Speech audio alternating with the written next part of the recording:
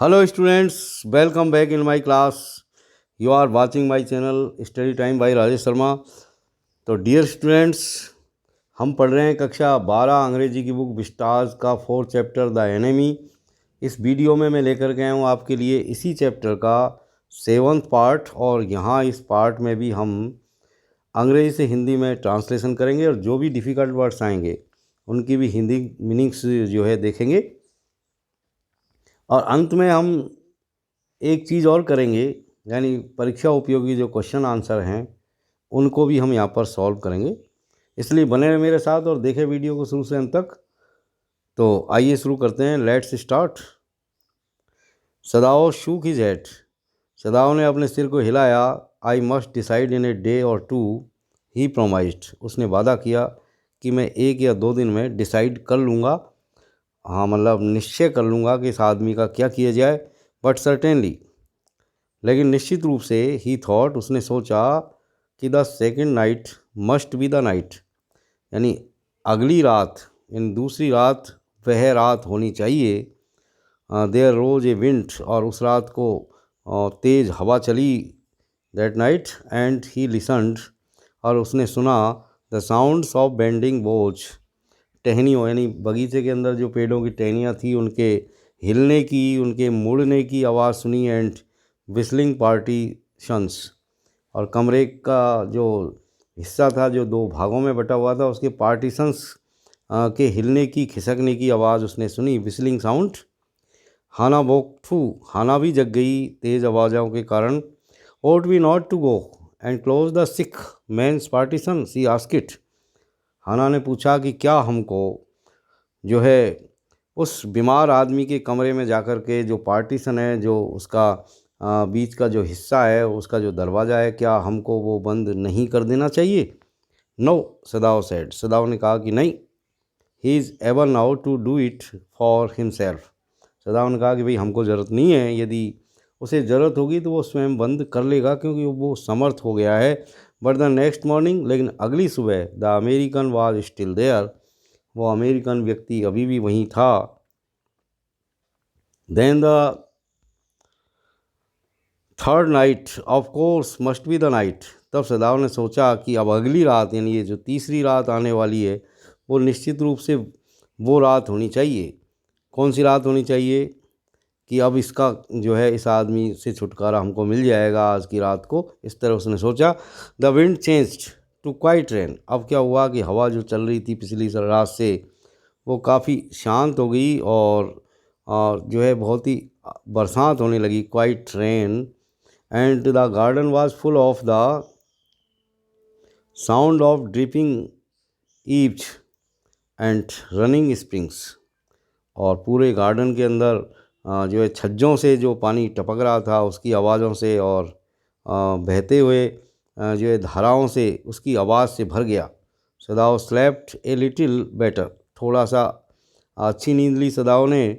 But he woke at the sound of a crash and leaped to his feet, तभी एक अचानक से एक क्रैश की आवाज़ उसने सुनी और उससे वो जग गया, किसी चीज़ के टकराने की आवाज़, और वो तुरंत ही उछल करके अपने पैरों के ऊपर खड़ा हो गया। What was that, Hana cried, Hana चिल्लाई कि ये क्या था। The baby woke up at her voice and began to wail, बच्चा भी अपनी माँ की आवाज़ सुन करके जग गया और बिगेन टू वेल, यानी रोने लगा। वेल का मतलब होता है रोना। आई मस्ट गो एंड सी, तब सदाओ ने कहा कि मैं जा कर के देखता हूँ कि क्या बात है। But he held her and would not let her move, तो जब हाना जाने लगी तो सदाओ ने उसका हाथ पकड़ लिया और उसे हिलने भी नहीं दिया। Sadao she cried, what is the matter with you, Sadao क्या है, तुम्हारे साथ क्या मामला है, क्या बात है, वह चिल्लाई। Don't go, he मटर्ड, don't go, वो सिर्फ उतनी कहा सदाओ ने कि नहीं मत जाओ। His terror infected her and C stood breathless, यानी उसका जो टेरर था, जो भय था, उससे वो थोड़ी इन्फेक्टेड हो गई और ब्रेथलेस होकर के खड़ी रही, यानी सांस रोक करके खड़ी रही। वेटिंग और इंतज़ार करने लगी। There was only silence. अब की बार उन्होंने और आवाज़ सुनने की कोशिश की लेकिन चारों ओर शांति छा गई। Together they crept back into the bed. दोनों एक साथ सरक गए अपने बिस्तर के अंदर। The baby between them. बच्चा उनके बीच में था। Yet when he open the door of the guest room in the morning. लेकिन फिर भी जब अगले दिन उसने मेहमानों के कमरे का दरवाज़ा खोला अगली सुबह, तो there was the young man. Young man वहीं था। He was very gay and had already washed. वो बहुत ही प्रसन्न दिखाई दे रहा था और पहले ही नहा चुका था। And was now on his feet. और अपने पैरों के ऊपर खड़ा हुआ था। He had asked for a razor yesterday. कल उसने एक रेजर मांगा था। And had shaved himself and today there was a faint colour in his cheeks. तो उस रेजर से आज उसने अपनी सेव बना ली थी, दाढ़ी जो है बना ली थी। और आज इतना तरोताज़ा लग रहा था कि उसके गालों में थोड़ा हल्का रंग दिखाई दे रहा था। I am well he had joyously. उसने आनंदित होते हुए कहा कि मैं बिल्कुल ठीक हूँ। Sadao drew his kimono round his weary body. अपने थके हुए शरीर के चारों ओर किमोनो को लपेट करके खींचते हुए सदाओ ने he could not. He decided suddenly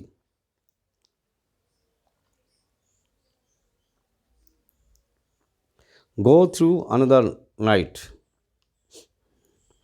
It was not that he cared for this young man's life. No, simply it was not worth the strain. He could not, he decided suddenly, go through another night. It was not that he cared for this young man's life. No, simply it was not worth the strain. यानी सदाओं ने अपने शरीर के ऊपर kimono को लपेटा, अपने थके हुए शरीर के ऊपर, बियरी बॉडी मतलब थका हुआ शरीर। और उसने सोचा और अचानक से ये तय किया कि इस तरह वो एक भी और रात्रि काट नहीं सकते। यानी वो तनाव में आ गया। यानी हर रोज़ हम सोचते हैं, ऐसा सोच रहा था सदाओ कि हर रोज़ कि भाई ये रात अब होएगी, इससे पीछा छूट जाएगा। लेकिन इस तरह एक के बाद एक 2-3 रात निकल गई तो ऐसा नहीं था कि उसे उस नवयुवक के जीवन की चिंता थी। नहीं, बात बस ये थी कि वह तनाव नहीं झेल सकते थे। यानी जो स्ट्रेन था उसे वो झेल नहीं पा रहे थे। You are well, Sadao agreed. Sadao सहमत हुआ, हाँ तुम ठीक हो। He lowered his voice. उसने अपनी आवाज़ को थोड़ा नीचा किया। You are so well that I think.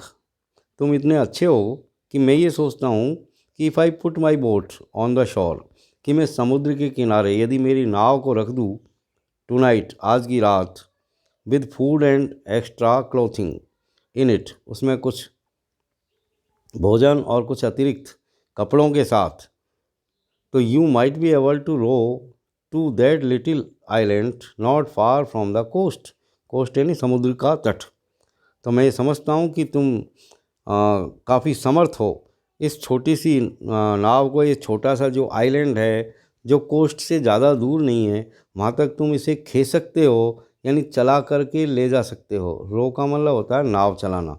It is so near the coast.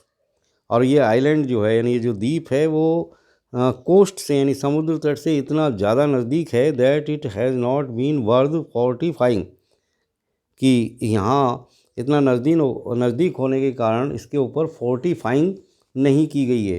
यानी इसे फोर्टिफाइंग के लिए काबिल नहीं समझा गया है। फोर्टिफाइंग का मतलब किलेबंदी करना। Nobody lives on it. और इसके ऊपर कोई भी नहीं रहता, बिकॉज क्योंकि in storm it is submerged, क्योंकि जब तूफ़ान आता है तो ये पानी में डूब जाता है, सबमर्ज हो जाता है। But this is not the season off storm. लेकिन आज कल जो सीज़न चल रहा है वो तूफ़ानों का मौसम नहीं है। You could live there until you saw a Korean fishing boat pass by. और तुम इस द्वीप के ऊपर तब तक रह सकते हो जब तक कि कोई कोरिया की नाव, मछली पकड़ने वाली नाव उधर होकर के नहीं गुजरे।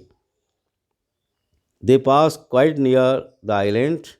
और कोरियन जो नावें होती है मछली पकड़ने वाली, वो इस आइलैंड के बिल्कुल इतने पास में होकर के निकलती है, because the water is many fathoms deep there.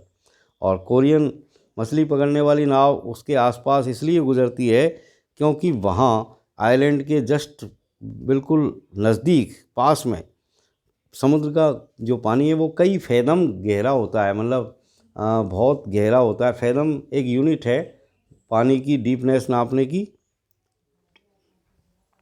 The young man stared at him, उस यंग मैन ने जो है देखा सदाओ की तरफ।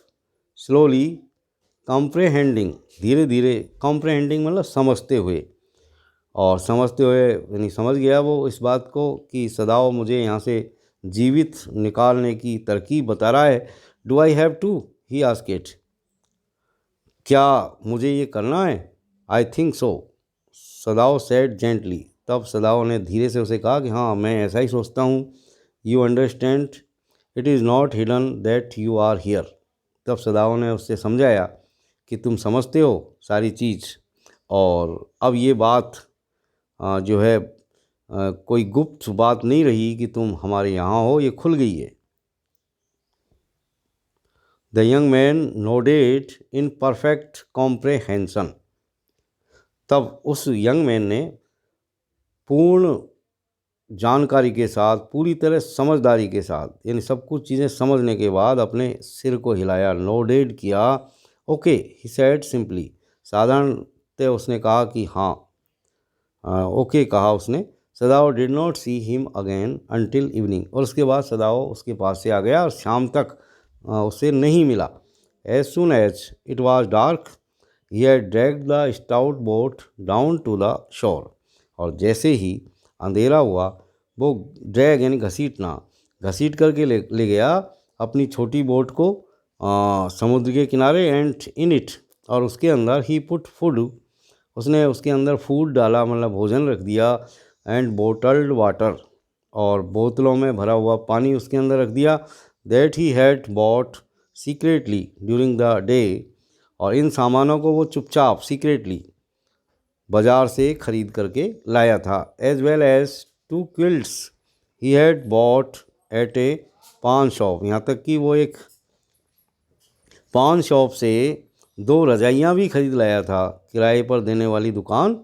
The boat he tied to a post in the water, और बोट को उसने बांध दिया एक खम्भे के सहारे पानी के अंदर। For the tide was high, क्योंकि समुद्र की जो लहरें थी काफ़ी ऊंची थी। There was no moon and he worked without a flashlight, और चांद भी नहीं उगा था, और उसने सारा काम बिना फ्लैश लाइट के किया, यानी बिना रोशनी के किया। When he came to the house he entered as though he were just back from his work, और जब वो घर के अंदर आया तो इस तरह घर के अंदर उसने प्रवेश किया जैसे कि वो दिन भर के अपने काम से वापस घर लौटा हो। And so Hana knew nothing, इसलिए हाना कुछ भी नहीं जान पाई। Yumi was here today she said as she served his supper, और जब उसने, सुपर का मतलब होता है रात्रि का भोजन, यानी जब हाना ने सदाओं को रात्रि का भोजन सर्व किया यानी परोसा, तो उस वक्त उसने सूचना दी सदाओं को कि यूमी आज यहाँ आई थी। दो सी वाज सो मॉडर्न, हालांकि वो बहुत आधुनिक थी। Still she did not eat with him, फिर भी वो उसके साथ खाना नहीं खाती थी। Yumi cried over the baby, Yumi तो बच्चे के ऊपर बिल्कुल चिल्लाने लगी थी, मतलब बच्चे के लिए रोने लगी थी। सी वेंट ऑन विद ए साई, उसने आह भर के आगे बात को जारी रखा। सी मिसेज हिम सो, और हना ने आगे बताया कि यूमी बच्चे की बहुत चिंता करती है, उसे बहुत मिस करती है, मतलब उसकी याद करती है।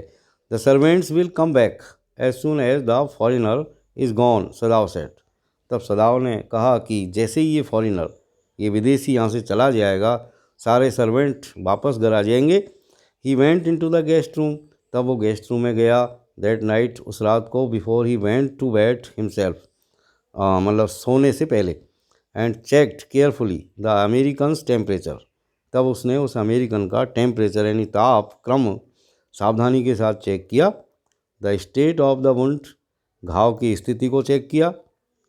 एंड हिज हार्ट, हृदय की धड़कन चेक की। एंड पल्स, और उसकी नब्ज भी चेक की। पल्स का मतलब होता है नब्ज।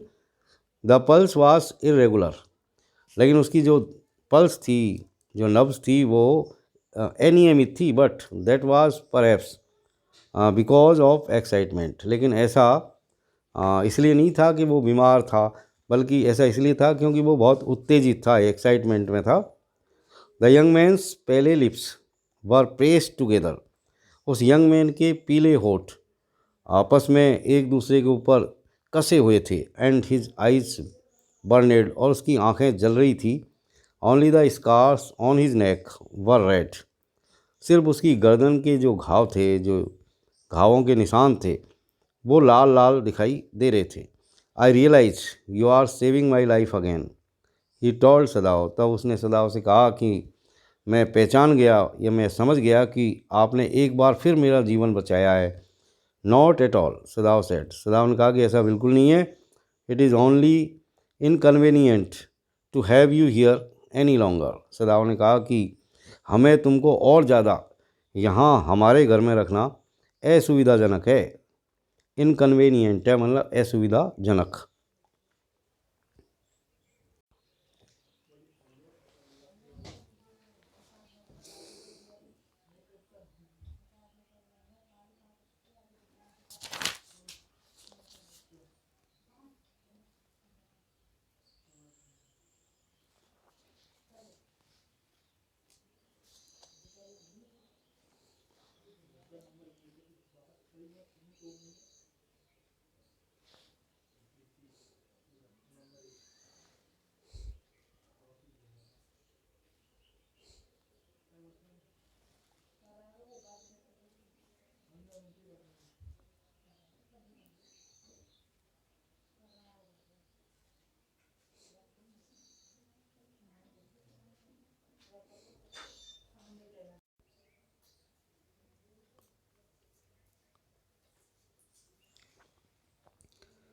यानी उन्होंने एक बार उसके प्रति कृतज्ञ होने का प्रयास किया था, क्योंकि उसने उनके पढ़ाई पूरे करने के अंतिम वर्ष में उन्हें इन्फ्लुएंजा होने के दौरान उनकी देखभाल की थी। लेकिन ये कठिन था, क्योंकि अपनी दयालुता में वह उनके प्रति कम भावुक नहीं थी। अब उन्हें उस बंदी का युवा दुबला पतला चेहरा याद आया, श्वेत और भावुक। उन्होंने सोचा, अजीब बात है, मुझे आश्चर्य हो रहा है कि मैं उसे मार क्यों नहीं पाया। अब यहाँ पर कुछ आपके डिफ़िकल्ट वर्ड्स हैं, जैसे डेस्पाइज्ड का मतलब होता है घृणा करना, प्रेजुडाइस यानी पूर्वाग्रह, और कंसंट्रेट का मतलब होता है अनुमति देना। रिपल्सिव यानी हेटफुल, घृणापद। हैगार्ड, हैगार्ड का मतलब लीन एंड थिन यानी दुबला पतला। तो प्यारे बच्चों, इसी के साथ हमने आज इस चैप्टर को यहाँ पर पूरा कर लिया है। द एनेमी नाम का जो एक चैप्टर था, काफ़ी बड़ा पार्ट था और 7 पार्ट इसके बने हैं। और अब इसी के साथ मैं अब विदा लेता हूँ और have a nice time. Thank you very much for watching.